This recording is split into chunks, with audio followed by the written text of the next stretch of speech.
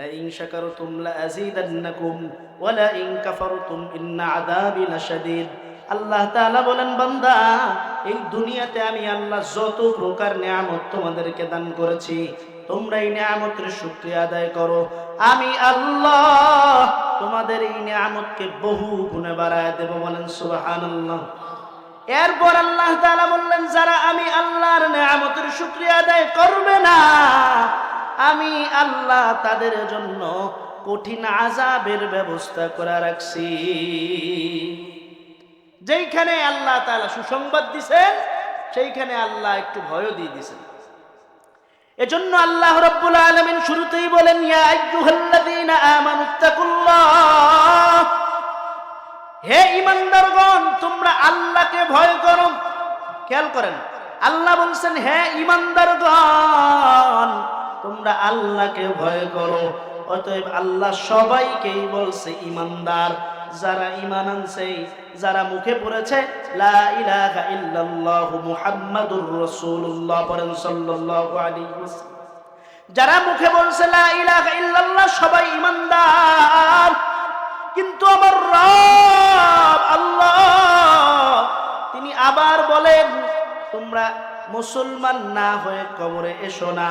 কিন্তু আল্লাহ তাআলা বললেন, সবাইকে বললেন ঈমানদার, আবার বললেন মুসলমান হয়ে তারপরে কবরে আসো। অতএব আমরা এখনো পরিপূর্ণ মুসলমান হতে পারি না। পরিপূর্ণ মুসলমান হতে গেলে আমাদের কি প্রয়োজন? সর্বপ্রথম আল্লাহর ভয়, তাকওয়া প্রয়োজন। কি প্রয়োজন বলেন? সবাই বলেন কি প্রয়োজন? চিৎকার মেরে বলেন কি প্রয়োজন? ইয়া আইয়ুহাল্লাযীনা আমানুত্তাকুল্লাহ, হে ঈমানদারগণ, আল্লাহকে ভয় করো। ভয় করার মতো ভয় করো। আল্লাহর ভয় অন্তরে কেমন আসবে? কিতাবের মধ্যে বর্ণনা হয়েছে, একজন যুবক একদিন রাস্তা দিয়ে নদীর সাইড দিয়ে হেঁটে যাইতেছে, হাঁটতে যুবকের খুব ক্ষুধা পাইছে। কি পাইছে? খুব ক্ষুধা পেয়েছে। নদীর সাইড থেকে যুবক হাঁটতেছে, হঠাৎ করে দেখে নদীর পাশ থেকে একটা আপেল ভেসে ভেসে যাইতেছে। ক্ষুধার তাড়নায় যুবক ওই আপেলটা উঠায় নিজে খেয়ে ফেলছে। খাওয়ার পর ক্ষুধা কিছুটা নিবারণ হয়েছে। অতঃপর যুবকের মনে আল্লাহর ভয় অন্তরে ঢুকছে। হায় হায়, আমি মানুষের পরা জিনিস খেয়ে নিয়েছি, জানি না কার গাছের যেন ফল আমি যুবক খেয়ে নিলাম। এইবার যুবক চিন্তা করতেছে, যার গাছের ফল আমি যুবক খেয়েছি, তার কাছে আমার গিয়ে মাফ চাওয়া লাগবে। বলেন না আল্লাহু আকবার। পরা জিনিস পেয়েছে, আর আমরা কি করি? অমুকের গাছের আম ঢিলা মেরে পেরে খেয়ে নেই, অমুকের গাছের ফল খাই, অমুকের নদীর সাগর, অমুকের পুকুরের মাছ চুরি করে খেয়ে বেলাই। হয় কি হয় না? যুবকের মনের মধ্যে আল্লাহর ভয় অন্তরে ঢুকে গেছে। যুবক চিন্তা করতেছে, কার জিনিস খাইলাম। কিন্তু সেই দিক থেকে ভেসে আসছে, মনে হয় এই দিকে এই গাছটা আছে। যুবক মানুষ আস্তে আস্তে হাঁটতে ওই সোজা হাঁটা আরম্ভ করছে। হঠাৎ করে গিয়ে দেখে একটা বাড়ির মধ্যে নদীর সাইডে আপেল গাছ। ওই যুবক ধরেই নিয়েছে, যেই আপেলটা আমি যুবক পেটের মধ্যে ঢুকাইছি, এই আপেলটাই হচ্ছে এই গাছে। যুবক এইবার বাড়ির মালিককে খুঁজতেছে, কই বাড়ির মালিক, কোথায় আপনি আছেন? খোঁজাখুঁজি আরম্ভ করার পর তাকে পেয়েছে। মুরব্বীকে ডাক দিয়া কয়, মুরব্বী, কিছু দূর সামনে আগাইয়া আমার খুব ক্ষুধা লেগছিল, একটা আপেল ফেলানো পাইছি, খাই নিছি। ও মুরব্বী, আমার মনে হয়েছে এই আপেলটা আপনার গাছের।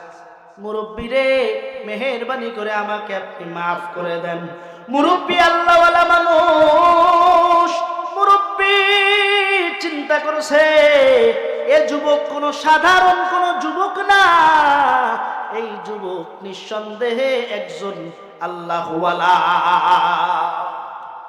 সাধারণ কোনো যুবক না। মুরব্বী মাথায় বুদ্ধি খেলে গেছে, এই যুবককে ছাড়া যাবে না। মুরব্বী ডাক দিয়া কয়, তোমাকে মাফ করতে পারি, একটা শর্ত আছে, আমার বাড়িতে 5 বছর পর্যন্ত তোমাকে রাখাল হয়ে থাকতে হবে। বলেন আল্লাহু আকবার। 5 বছর পর্যন্ত রাখাল হয়ে যদি থাকতে মাফ করে দিব। মুরব্বী কথা শুনে যুবক চিন্তা করলো, যদি এই মুরব্বী আমাকে 5 বছরের বিনিময়ে মাফ করে দেয়, একটা ফলের দাবি যদি ছেড়ে দেয় আমার আল্লাহ, এর বিনিময়ে কিয়ামতের ময়দানে আমাকে মাফ করে দিবে। যুবক 1 দিন 2 দিন 1 মাস 2 মাস 1 বছর 2 বছর 5 বছর রাখালগিরি করেছে, কেটে গেছে। 5 বছর পর তার কাছে গিয়া কয়, মালিক 5 বছর হয়ে গেছে, এবার আপনি আমাকে ছুটি দেন। ওই মুরব্বী আবার ডাক দিয়া কয়, যুবক তোমাকে মাফ করা যাবে না, আরো 5 বছর আমার বাড়িতে তোমাকে রাখালগিরি করতে হবে। ওই যুবক চিন্তা করছে, যদি 10 বছরের বিনিময়ে যদি আমার আল্লাহ একটা ফল খাওয়ার গুনাহ মাফ করে, আমি রাজি আছি, কোনো সমস্যা নাই, কিন্তু আল্লাহর জাহান্নামে আমি পড়তে রাজি নাই। ওই যুবক আবার দেখতে দেখতে দেখতে দেখতে 5টি বছর কেটে গেছে। 10 বছর পর মালিককে ডাক দেয়া কয়, মালিক একটা ফল খাওয়ার অপরাধে 5টা বছর ধরে 10 বছর ধরে আপনার বাড়ি রাখালগিরি করছি, এইবার কি আমাকে মাফ করা যাবে নি? মালিক ডাক দেয়া কয়, মাফ করতে পারি, আমার আর একটা শর্ত আছে। কি শর্ত? যত শর্ত দেন সমস্যা নাই, কিন্তু আমাকে মাফ করাই লাগবে। মুরব্বী ডাক দেয়া কয়, যুবক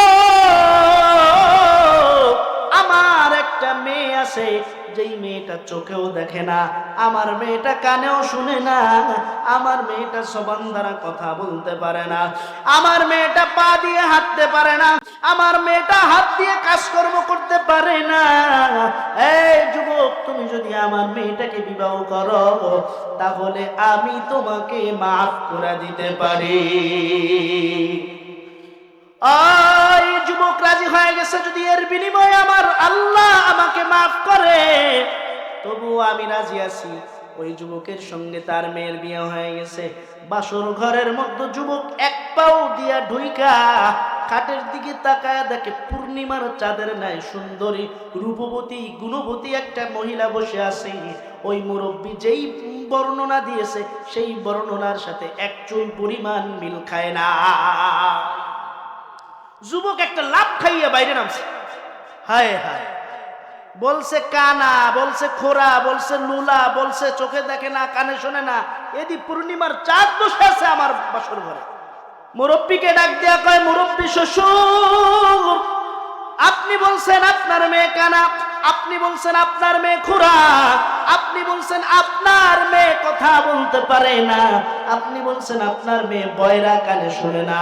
আমি ঘরের মধ্যে ঢোকার সাথে সাথে দেখলাম আসমান থেকে কেমন যেন পূর্ণিমার চাঁদ জমিনের মধ্যে নেমে আসছে।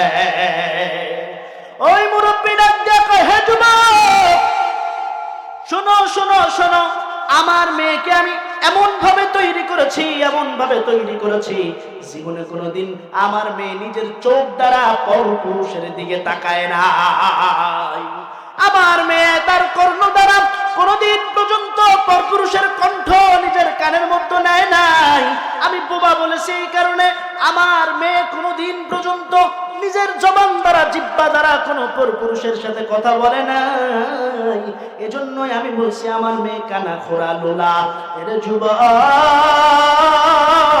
যেই দিন তুমি ফল খাইয়া আমার কাছে আসতেছিলা, সেই দিন আমি মনে করছিলাম তুমি তাকওয়াবান একটা যুবক।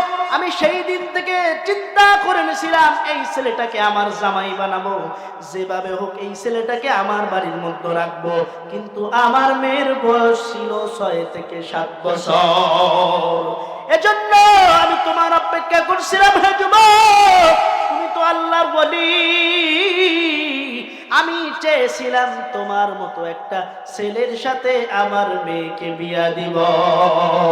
ইমামুল আউয়ালিন আল আখিরিন, বহরে সদকা রহমাতাল লিল আলামিন, শুধবে জুদাস রহমাতাল লিল আলামিন, আর আখিরা মুবুদে ফখরুল আউয়ালিন। এজন্য এই যুবক আল্লাহর ভয় অন্তরে রেখে একটা আপেলের বিনিময়ে 10টা বছর নিজের জীবনটা বিসর্জন করে দিছে। এটার নাম হচ্ছে তাকওয়া। এই তাকওয়া যদি অন্তরের মধ্যে রাখতে পারো তাহলে তুমি হয়ে যাবা আল্লাহওয়ালা। বলেন আল্লাহু আকবার। ইয়া আইয়ুহাল্লাযীনা আমানুত্তাকুল্লাহ হাক্কা তুকাতিহি ওয়া লা তামুতুন্না ইল্লা ওয়া আনতুম মুসলিমুন। আল্লাহ রাব্বুল আলামিন বলেন, মুসলমান না হয়ে কবরে এসো না। এবার মুসলমান হতে গেলে আমাদের জন্য আল্লাহর ভয় তাকওয়া লাগবে। 2 নম্বর, মুসলমান হওয়ার জন্য খাঁটি ঈমানের প্রয়োজন। কেমন খাঁটি ঈমানের প্রয়োজন? এ মুসলমান, তুমি কি জানো হযরতে বেলাল যেই দিন আল্লাহর নবীর হাতে হাত রেখে মুসলমান হয়েছে, বেলাল উমাইয়ার ঘরে কাজ করে আর সারাদিন মুখের মধ্যে জপে আহাদ আহাদ আহাদ আহাদ বলে বেলাল জপতে থাকে। উমাইয়া ডাক দিয়া কয়, বেলাল তোমার মুখের মধ্যে কি একটা আওয়াজ হয়? বেলাল ডাক দিয়া কয় আহাদ। বলে তুমি নাকি মুসলমান হয়েছো? বলে হ্যাঁ হ্যাঁ আমি মুসলমান হয়েছি। বেলালকে উমাইয়া ডাক দিয়া কয়, মুহাম্মাদের কালেমা ছেড়ে দাও, না হলে তোমাকে বাঁচতে দিব না। বেলাল ডাক দিয়া কয়, উমাইয়া যদি তুমি আমাকে মেরে ফেলো আমি মুহাম্মাদুর রাসূলুল্লাহর কালেমা ছেড়ে দেব না। কেমন ঈমান! উমাইয়া বেলালকে উত্তপ্ত মরুভূমির মধ্যে বেলালকে ফালায়া বেলালের বুকের উপরে পাথর চাপা দিয়া একটা তাজা মোটা তাজা ঘোড়ার সঙ্গে বেলালের পাটা বেঁধে মরুভূমির মধ্যে বেলালকে টানে। আর বেলাল কয় আহাদ আমার আল্লাহ।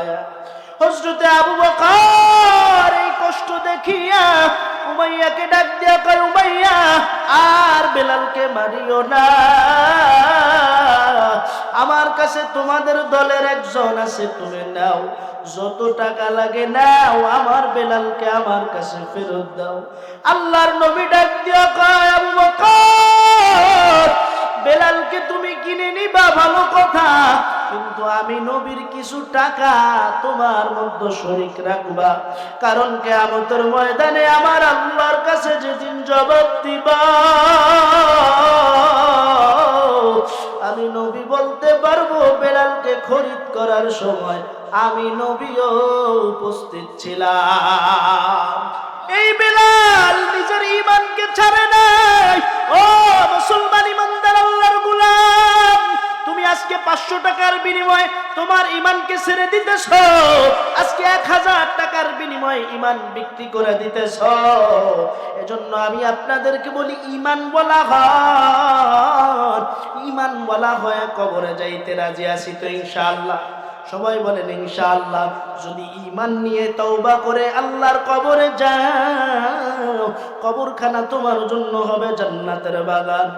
আর যদি বিনা আমলে যাও, আর যদি নেক আমল না নিয়ে কবরের মধ্যে যাও, কবরে যাওয়ার সাথে সাথে প্রশ্নের উত্তর যখন পারবা না, ওই কবরের 2 পাশের মাটি এমন জোরে চাপ মারবে, ওরে চাপের সঙ্গে পাঁজরের হাড্ডিগুলা চুরমার হয়ে যাবে, একটা হাড্ডি আর একটার মধ্যে ঢুকে যাবে। কবরের মধ্যে একটা আর 2টা নয়, কমপক্ষে 99টা সাপ তোমাকে আমাকে দংশন করতে থাকবে। এরা যুবক আল্লাহর গোলাম। এই আমার বৃদ্ধ বাবাজিরা ভালো করে শুনো, আমার আল্লাহর কাছে বলো, আল্লাহ আমার মতো পাপী, আমার মতো জাহান্নামের আসামি দুনিয়ার কেউ নাই। ও আল্লাহ তুমি যদি আমাকে মাফ না করো, বলো আল্লাহ কার কাছে যাব, কোথায় গিয়া ধরবো? ও দয়ার মালিক, বড় আদর কইরা বানাইছো, যত্ন কইরা বানাইছো, কেমনে তুমি জাহান্নামে জ্বালাইবা? আল্লাহর কাছে তওবা করো, খাঁটি তওবা করো, আর বলো আদর করিয়া মানুষ আল্লাহ বানায়া কেমনে দিবা জাহান্নামে